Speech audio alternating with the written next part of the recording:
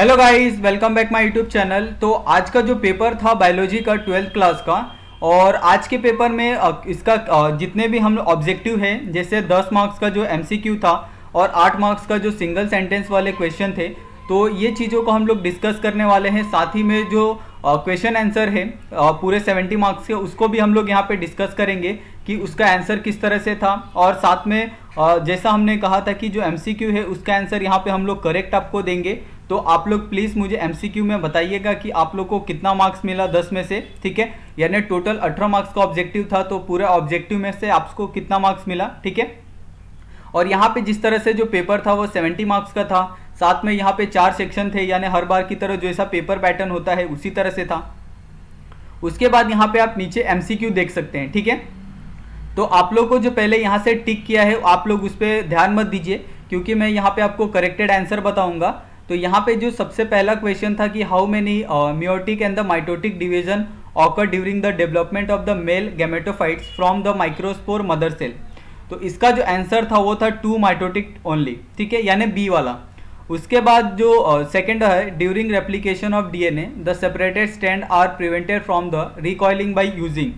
तो इसका आंसर है पहला वाला ए, यानी ये राइट है, ठीक है, सिंगल स्ट्रैंड बाइंडिंग प्रोटीन।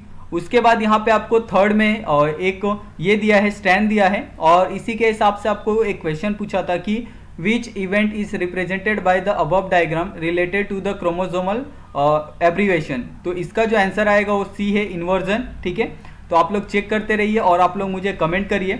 उसके बाद यहाँ पे जो फोर्थ वाला आंसर था कि which hormone responsible for the efflux of the K+ ion from the guard cell and act as the anti transparent. तो यहाँ पे जो आंसर टिक किया है वो रॉन्ग है, ठीक है। तो इसका जो राइट आंसर है वो है बी, साइटोकाइनिन, ठीक है। तो आप लोग चेक करिए। उसके बाद यहाँ पे जो फिफ्थ वाला है, test tube baby technique is called in vitro fertilization. ये वाला आंसर क्या है, करेक्ट है, ठीक है, इन विट्रो फर्टिलाइजेशन। उसके बाद यहाँ पे जो सिक्स्थ वाला क्वेश्चन था कि while playing the cricket Raju faced the problem of the several pain and the heaviness in the chest. Pain spread from the neck, lower jaw, left arm and the left shoulder. From the above symptoms identify disease. तो इसका था typhoid, ठीक है। तो आप लोग please check करिए। उसके बाद यहाँ पे जो सेवेंथ वाला था कि which layer is in the close contact of the central nervous system in the human being. तो ऐसा कौन सा जो लेयर होता है सबसे क्लोज होता है सेंट्रल नर्वस सिस्टम के, ठीक है। तो इसका क्या होता है, कौन सा आंसर आएगा, कौन सा लेयर पूछा है, ठीक है। तो इसका लेयर क्या आएगा यहाँ पे, पाई मैटर, ठीक है। उसके बाद यहाँ पे जो 8th वाला क्वेश्चन है कि cellular factor in the innate immunity is provided by, ठीक है। तो इसका जो आंसर आएगा ये आएगा बी, लिम्फोसाइट्स। फिर 9th का जो आंसर है pick out the appropriate association representing the brood parasitism. तो इसका जो आंसर आएगा डी नहीं आएगा बल्कि बी आएगा, Asian koel and the common Indian crow, ठीक है। तो ये आप लोग चेक करिए। उसके बाद यहाँ पे जो आखिरी वाला क्वेश्चन है कि annealing step of PCR operate at. तो इसका जो पीसीआर का जो टेम्परेचर होता है 90 से 98 नहीं होता बल्कि 40 to 72 होता है, ठीक है। तो इसका जो रेंज आएगा 40 to 60 आएगा। तो आप लोग चेक करिए, ठीक है। उसके बाद यहाँ पे हम लोग आते हैं जो आंसर द फॉलोइंग क्वेश्चन था 8 मार्क्स का। तो 8 मार्क्स का क्वेश्चन का यहाँ पे हम लोग क्या था, सिंगल सेंटेंस आंसर था। तो यहाँ पे हर क्वेश्चन का हम लोग आंसर आपको देने वाले हैं। तो आप लोग प्लीज चेक करिएगा कि name the part of the gynoecium that determine the compatibility of the pollen grain. तो इसका जो आंसर था यहाँ पे मैं आपको लिख देता हूँ। इसका जो आंसर आएगा इसका आंसर था स्टिग्मा, ठीक है। तो आप लोग चेक करिए कि आपका आंसर सही है या गलत है। उसके बाद यहाँ पे सेकंड क्वेश्चन था कि which is the primary precaution for the IAA in plant, ठीक है। तो इसका जो आंसर आएगा वो था ट्रायो। आप लोग चेक करिएगा, ठीक है। मैं यहाँ पे आपको आंसर लिख के दे देता हूँ। उसके बाद यहाँ पे जो थर्ड क्वेश्चन था कि name the cell which is responsible for the nitrogen fixation in the cyanobacteria. तो साइनोबैक्टीरिया में कौन सा सेल रिस्पॉन्सिबल होता है, ठीक है। तो इसका आएगा हेट्रोसाइट्स, ठीक है। तो ये हेट्रो,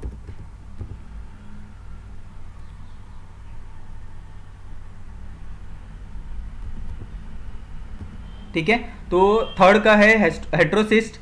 उसके बाद यहाँ पे जो फोर्थ का how many biodiversity hotspot has been identify around the world. ठीक है, तो इसका जो आंसर आता है, इसका आंसर होता है 36 biodiversity identify around the world. ठीक है, तो आप लोग चेक करिए।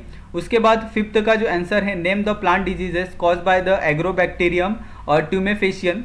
तो इसका जो आंसर है, इससे क्या होता है, क्राउन गॉल डिजीजेस। ठीक है, तो यहाँ पे मैं आंसर लिख देता हूँ। ठीक है, क्राउन गॉल, ठीक है, क्राउन गॉल डिजीजेस, तो ये हो गया।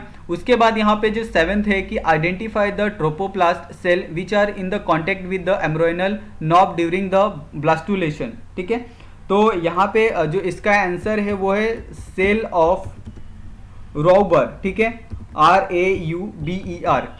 तो आप लोग चेक करते रहिए आंसर। उसके बाद यहाँ पे आपको एक डायग्राम दिया गया है और पूछा है कि ये कौन सा पॉपुलेशन ग्रोथ है। ठीक है, तो ये पॉपुलेशन साइज अपॉन टाइम दिया गया है।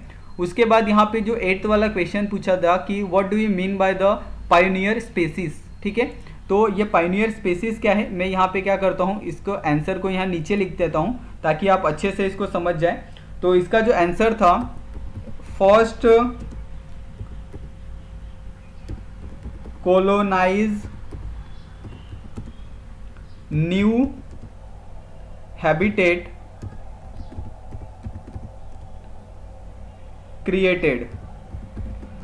ठीक है, तो इसका जो आंसर था first colonise new habitat created, इसका आंसर होगा। ठीक है, तो यहाँ पे टोटल हमने 18 मार्क्स का जो क्वेश्चन आंसर था उसको डिस्कस कर लिया। तो आप लोग को 18 मार्क्स में से कितना मिला आप लोग प्लीज़ कमेंट करिए। अभी नीचे हम लोग चलते हैं सेक्शन बी की तरफ, जिसके अंदर हमें क्या दिया था, 8 क्वेश्चन सॉल्व करने दिया था और जो उसके मार्क्स थे वो कितने थे, 16 मार्क्स। ठीक है, तो यहाँ पे क्वेश्चन 3 में था identify the ABC in the given diagram for the human reproductive system. यहाँ पे आपको कुछ नहीं करना था, बस आपको क्या करना था, इसके जो पार्ट्स है उसके पार्ट्स के नाम लिखने थे और कुछ भी नहीं करना था। ठीक है, और इसी तरह से ये क्या है, एक तो सबसे पहला आपको ये समझना होगा कि ये मेल है फीमेल है। ठीक है, तो ये क्या है, मेल रिप्रोडक्टिव सिस्टम है। तो मेल रिप्रोडक्टिव सिस्टम का आपको अगर पता चल गया तो आप सॉरी यहाँ ये क्या है, फीमेल रिप्रोडक्टिव सिस्टम। ठीक है, और सॉरी यहाँ पे मेल नहीं है, फीमेल है। उसके बाद यहाँ पे जो फोर्थ क्वेश्चन था कि identify the chromosomal disorder cause due to the non disjunction of the 21st number of chromosome and the enlist its symptoms. ठीक है, तो अगर 21st क्रोमोसोम अगर ये हो जाता है, अगर क्या बोलते हैं, डिसजंक्शन हो जाता है, तो उससे कौन से ये होने वाले थे, डिसऑर्डर होने वाले थे, उसके बारे में यहाँ पे लिखना था। Write the aim of the human genome project. ठीक है, तो आपको एम लिखना था ह्यूमन जीनोम प्रोजेक्ट के बारे में। उसके बाद match the part of the ovules given in the volume 1 with the parts of seed given in the volume 2। ठीक है, तो यहाँ पे आपको मैच द फॉलोइंग दिया था। ठीक है, तो मैच द फॉलोइंग में एक था न्यूक्लियस था, आउटर इंट्यूगेमेंट था, इनर इंट्यूगेमेंट था। तो यहाँ पे एक क्या आएगा, एक का किससे आएगा, एम्ब्रॉय से। न्यूक्लियस इज किससे, आउटर इंट्यूगमेंट का। आप लोग क्या करोगे, इसका आंसर आप लोग देखो। ठीक है, और आप लोग कमेंट करो मुझे कि क्या आएगा आंसर। तो यहाँ पे जो ये है, ये हो गया हमारा। अभी उसके बाद डेफिनेशन पूछा था, ग्रेविटेशनल वाटर, फिर hygroscopic water, combined water and the capillary water. तो ग्रेविटेशनल वाटर यानी ग्रेविटी के ऊपर डिपेंड होता है, हाइग्रोस्कोपिक यानी इसके ऊपर, नेचर के ऊपर डिपेंड होता है। कंबाइन वाटर यानी एक से ज़्यादा जो कंबाइन होंगे उस वाटर को हम लोग क्या बोलेंगे, कंबाइन वाटर। देन उसके बाद यहाँ पे आपको कैपिलरी वाटर दिया है, यानी जिस तरह से कैपिलरी ट्यूब में वाटर राइज होता है तो उसी को हम लोग कैपिलरी एक्शन बोलते हैं। ठीक है, उसके बाद यहाँ पे क्वेश्चन 9th में पूछा था कि give different property of water. उसके बाद क्वेश्चन 10 था कि a person met with a small accident and the bleed but a very soon stop bleeding, explain the psychological process responsible for this. ठीक है, तो यहाँ पे क्या होता है कि कभी कभी किसी को अगर चोट लग जाती है तो उसको थोड़े देर ही खून आता है, उसके बाद क्या होता है कि ऑटोमेटिकली बंद हो जाता है। तो ये क्यों होता है, क्योंकि जो माइंड होता है वो कंट्रोल कर लेता है ब्लीडिंग को। ठीक है, उसके बाद यहाँ पे match the antibiotics in the column 1 with their microbial source in the column B. ठीक है, तो यहाँ पे आपको एंटीबायोटिक्स दिए गए हैं और यहाँ पे आपको ये दिया गया है माइक्रोबियल सोर्स दिए गए हैं। तो इसका जो आंसर है यहाँ पे आप देख सकते हैं, मैं इसको ड्रॉ कर देता हूँ। तो पहले का जो आंसर आएगा थर्ड है, और दूसरे का जो आंसर है वो है बी सेकेंड, तीसरे का जो आंसर है फर्स्ट एंड द फोर्थ का जो आंसर है फोर्थ है। ठीक है, तो आप लोग चेक करिए कि आपका आंसर करेक्ट है या रॉन्ग है। अगर हमारा करेक्ट रॉन्ग है तो आप लोग प्लीज़ कमेंट करके बताइए कि मैच द फॉलोइंग रॉन्ग है क्वेश्चन 11 का।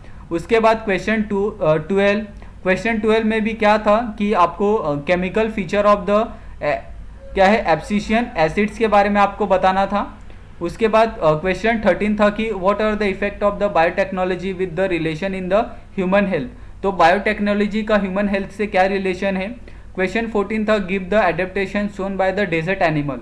तो डेजर्ट एनिमल यानी कैमल्स के बारे में आपको लिखना था कि वो लोग इतना इजीली कैसे डेजर्ट के अंदर सर्वाइव कर लेते हैं। ठीक है, तो इस तरह से आपको आंसर था। उसके बाद जो सेक्शन सी था 24 मार्क्स के लिए, इसमें कैसे क्वेश्चन पूछे थे, explain the natural selection with the example of the industrial melanism. ठीक है, तो इंडस्ट्रियल मेलेनिज्म के हिसाब से आपको आंसर लिखना था। उसके बाद यहाँ पे आपको क्वेश्चन 16 दिया था कि describe the psychological effect and the application of the gaseous hormone in the plant. तो उसके हिसाब से आपको क्या करना था, एप्लीकेशन ऑफ गैसियस हार्मोन के बारे में आपको लिखना था। उसके बाद यहाँ पे आपको इकोलॉजिकल सक्सेशन के बारे में आपको यहाँ पे पूछा गया था। फिर with the help of neat label diagram describe the root hair, structure of root hair. ठीक है, तो ये ओनियन का पूछा गया था कि ओनियन का जो रूट टिप होता है, रूट हेयर होता है, वो किस तरह से होता है, उसको यहाँ पे आपको स्ट्रक्चर बनाना था और लेबल करना था। बस इतना ही करना था और आपको क्या करना था, उस डायग्राम को डिस्क्राइब करना था। उसके बाद यहाँ पे आपको दिया है complete the following flow diagram of the double circulation. तो डबल सर्कुलेशन का हार्ट का यानी आपको पूछा था कि राइट आर्ट्रियम दिया था, लेफ्ट वेंट्रिकल दिया था। ठीक है, लेफ्ट राइट, राइट लेफ्ट, तो इस तरह से आपको चारों के जो फंक्शन है उसके बारे में यहाँ पे आपको लिखना था। ठीक है, उसके बाद यहाँ पे आपको डिस्टिंग्विश पूछा था। देन उसके बाद यहाँ पे डीएनए फिंगरप्रिंटिंग पूछा था। तो डीएनए फिंगरप्रिंटिंग क्या है, एडवांस टेक्निक है जिसका इस्तेमाल क्या करते हैं, जो कॉब होते हैं यानी चोर होते हैं उनको पकड़ने के लिए किया जाता है एजेंसी द्वारा। उसके बाद यहाँ पे in situ and the ex situ conservation के बारे में आपको एक्सप्लेन करना था। उसके बाद नर्वस फाइबर के ऊपर, यहाँ पे नर्व फाइबर्स के ऊपर आपको एक्सप्लेनेशन था। उसके बाद give the causative agent, mode of the transmission and the symptoms of the क्या है टाइफॉइड। ठीक है, तो इस तरह से ये पूरा क्वेश्चन आप देख सकते हैं। उसके बाद यहाँ पे वापस आपको मैच द फॉलोइंग पूछा था कि आपको प्रोडक्ट के साथ माइक्रोबियल सोर्स को क्या करना था, मैच करना था। यानी यहाँ पे आपको प्रोडक्ट दिए थे कि किस प्रोडक्ट के अंदर कौन से माइक्रोबियल सोर्स होते हैं। ठीक है, उसके बाद यहाँ पे explain the 3 example of the bio piracy.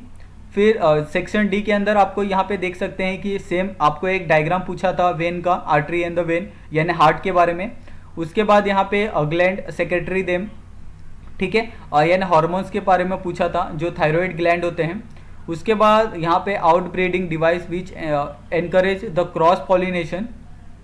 उसके बाद explain the law of the dominance and the compare how it differ from the incomplete dominance and the codominance and the describe the hormonal control in the various phase in the menstrual cycle. ठीक है, तो इस तरह से आज का जो paper था आपका बहुत ज़्यादा टफ नहीं था, क्योंकि इसके अंदर आप देख सकते हैं कि ज़्यादा डेफिनेशन वाले क्वेश्चन पूछे थे। आप सोचिए यहाँ पे आपको 3 ये दिए थे, मैच द फॉलोइंग दिए थे, ये बहुत इजी थे। ठीक है, यानी यहाँ पे आपको 4 मार्क्स का ये मैच द फॉलोइंग था। ठीक है, फिर यहाँ पे ये बहुत इजी था, आपको हार्ट के बारे में जो फंक्शन होता है। उसके बाद वापस आपको यहाँ पे 2 मार्क्स का मैच द फॉलोइंग दिया था। उसके बाद यहाँ पे आप देख सकते हैं वापस 2 मार्क्स का यहाँ पे आपको मैच द फॉलोइंग दिया है। ठीक है, उसके बाद ये इजी सा एक डायग्राम आपको बना के दिया था, सिर्फ आपको लेबल करना था इसको। तो इस तरह से यहाँ पे अगर आपने अच्छे से पेपर को किया होगा तो आप आसानी से अच्छे मार्क्स निकाल सकते हैं। ठीक है, और ये जो पूरा पेपर 70 मार्क्स का था, तो 70 में से आप आसानी से 60 तक मार्क्स निकाल सकते हैं। ठीक है, यानी जो बच्चे एवरेज है उनकी बात कर रहा हूँ, जो अच्छे पढ़ने में है वो आराम से 70 में से 65 प्लस आराम से निकाल सकते हैं। ठीक है, अगर उनका डायग्राम में कुछ गलती नहीं होता है या फिर सेंटेंसेस में कोई गलती नहीं होता है तो वो आराम से 70 निकाल सकते हैं। ठीक है, यानी आराम से वो 100 में से 90 प्लस स्कोर कर सकते हैं। तो आज का पेपर बस ऐसा ही था। अगर आपको कुछ और जानकारी चाहिए तो आप कमेंट कर सकते हैं, और प्लीज़ चैनल को सब्सक्राइब करना नहीं भूलिएगा। तो आज के लिए बस इतना ही, मिलते हैं नेक्स्ट वीडियो में।